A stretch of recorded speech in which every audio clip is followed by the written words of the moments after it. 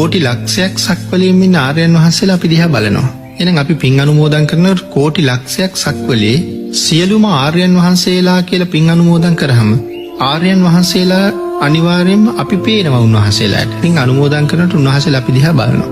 එතකොට මේ මහා කල්පේ බුද්ධාන්තර 4ක් නියෝජනය කරන මහා බ්‍රහ්මරාජවරු 4 දෙනෙක් සුද්ධාවාසී වැඩ ඉන්නවා. සහම්පති මහා බ්‍රහ්මරාජයා කකුසඳ බුදුරජාණන් වහන්සේගේ ශාසනයෙන් බඹලෝ ගියපු කෙනෙක්. සනන් කුමාර බ්‍රහ්මරාජයා කෝණාගම භාග්‍යතුන් වහන්සේගේ ශාසනයෙන් බඹලෝ යන්නේ. ගටිකාර බ්‍රහ්මරාජයා කාශ්‍යප භාග්‍යතුන් වහන්සේගේ ශාසනයෙන් බඹලෝ යන්නේ. තිස්ස මහා බ්‍රහ්මරාජයා අපේ බුද්ධ ශාසනයේ අපේ මහමුගලන් මහරහතන් වහන්සේගේ ශිෂ්‍යයෙක් හැටියට පැවිදි වෙලා ඉඳලා බඹලෝ යන්නේ. එතකොට මේ බුද්ධාන්තර 4 නියෝජනය කරන බ්‍රහ්මරාජයෝ 4 දෙනෙක්. තව බ්‍රහ්මරාජයෝ ඉන්නවා මේ බුද්ධාන්තර 4න් බඹලෝ ගියපු. මේ ශාසනයේ විශේෂයෙන් සඳහන් කරන සුවිශේෂී බ්‍රහ්මරාජයෝ 4 දෙනෙක්. එතකොට මේ 4 දෙනාගේම නම කියලා ඒ ආර්යයන් වහන්සේලා 4 දෙනාටම පින් අනුමෝදන් කරලා.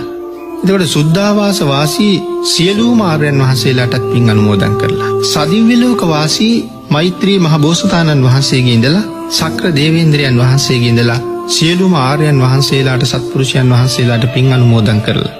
උන්වහන්සේලාගේ යටතේ ඉන්න දැන් සදිව්‍ය ලෝක වාසී කියලා කියහම විසමුණි සමන් දිව්‍ය රාජෝත්තමයන් වහන්සේත් එතෙන්ට අයිති වෙනවා. චතුම් මහ රාජකේ විසමුණි දිව්‍ය රාජයන් වහන්සේ යටතේ ඉන්නේ. එතකොට උන්වහන්සේත් අයිති.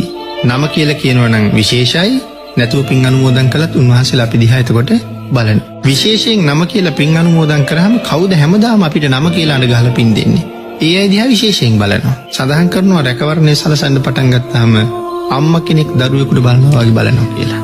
බොහෝ තැන්වලින් අපිව බේර ගන්නවා. මොකද අපි උන්වහන්සේලාට පින් දෙනවා. ඒ නිසා රැකවරණෙට ඉන්නවා. ඒ නිසා එහෙම පින් දෙන එක හරි වටිනවා. ඊළඟට අපි මේ කතා කරමින් හිටියේ පෙර පින් ඇති බව පිළිබඳව. ඒක අපේ භාග්‍යතුන් වහන්සේ මංගල සූත්‍රයෙන් මනාවම අපිට දේශනා කොට වදාලා පුබ්බේච කත පුඤ්ඤතා.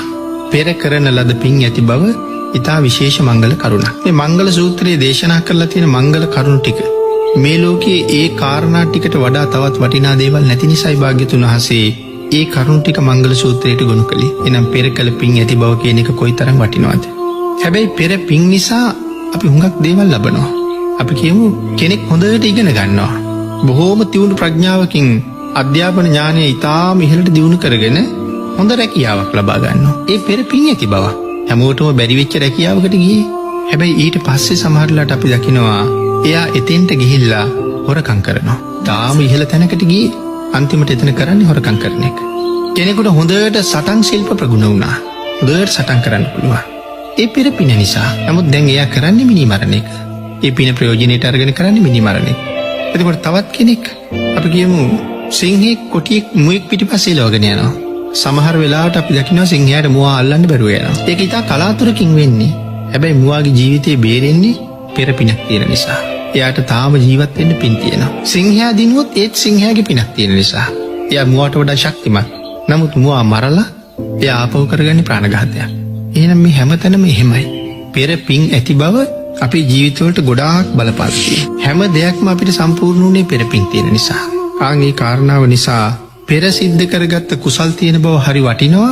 ඒ කුසලයේ හරියට අවබෝධ කරගෙන මේ ජීවිතෙත් මනාව කුසල් වර්ධනය කරගන්න පුළුවන් නම් ඒක තමයි තමන් ඒ ජීවිතෙන් ලබාගත් හැබෑම ඵලය බවට පත් වෙන්නේ.